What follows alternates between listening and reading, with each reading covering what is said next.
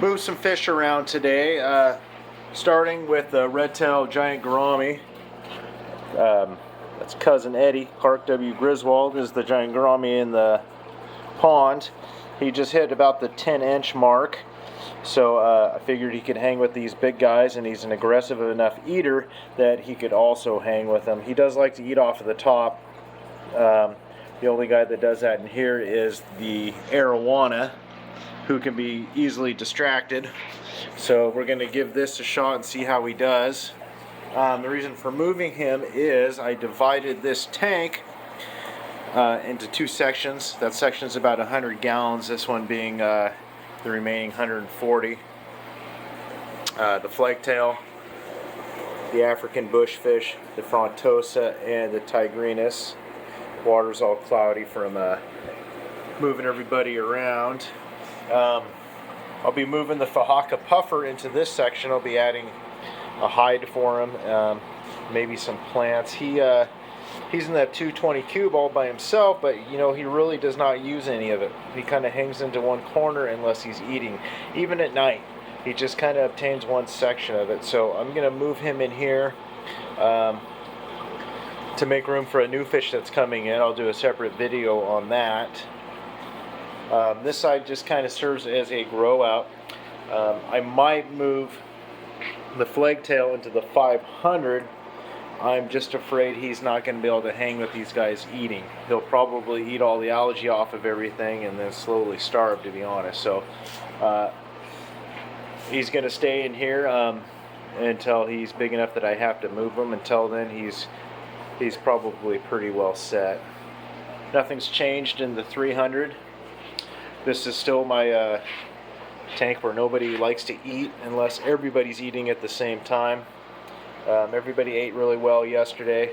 I never see this ornate eat, and he mowed down last night, so that was kind of cool to see. As you can see, this tank needs to be cleaned. This guy ate, and the goby actually popped up and ate as well. He came clear to the surface, which he doesn't typically do. So I'm getting more on a feeding every 3 days in this tank, because that seems to be all they want to eat. Otherwise, I'm just picking food out of it. Everything's kind of business as usual in the pond. The tiger shovelnose is bloated. I treated him every other day with Epsom salt. I was worried about damaging him doing it every day. Plus, you know, he's just kind of hard to catch. So I came out a few mornings ago and he finally had just taken a giant dump. So belly is back down where it should be, although he has not ate yet. Everybody else in here has still got an awesome appetite, including the big red-tailed tiger shovelnose. There's never been a period where he hasn't ate. Giant gourami continues to prefer to just eat from the tongs or eat out of my hand. I don't know where he went. The jaguar has still been kind of kicked out of his spot there, which is kind of cool because I see him a lot more often. He's kind of using the whole tank. Nobody messes with him. He's aggressive enough that if they get in his face, it gives him a little nip, and he honestly is kind of not the king of eating, but I would say he is the king of the territory. So that's good, granted that he's the smallest fish in the tank. One day I probably will have to move him into another tank as these catfish continue to grow, but you know, they're not aggressive unless there's food around. I never see anyone chasing anybody. Even the giardini, they can be really nippy, and everyone just kind of leaves each other alone. Maybe sometime in the next couple months I might be rehoming a couple of these smaller fish, the giardini and actually possibly the jaguar.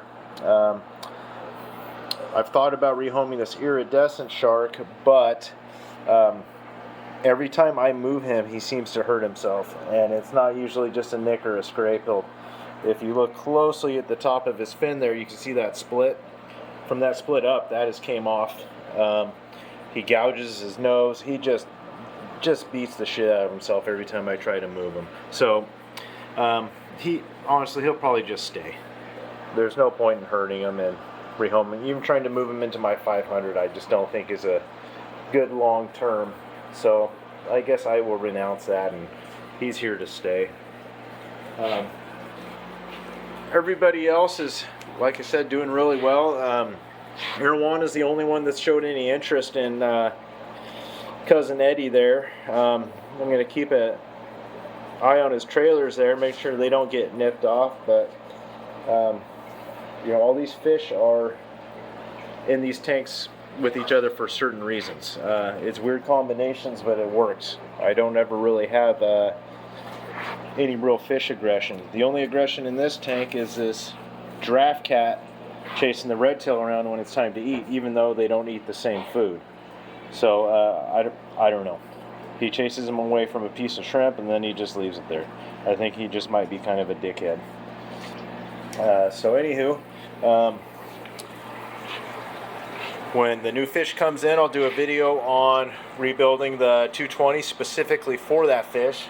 Honestly, it's going to be somewhat of a boring tank, but this is going to be a very interactive fish, and it's going to be built just around that fish's needs. And well, I lost my train of thought.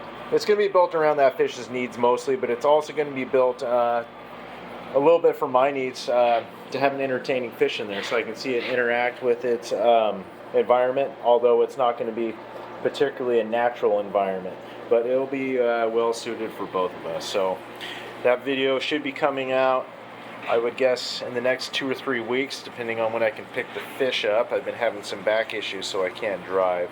So anywho, look forward for the next video.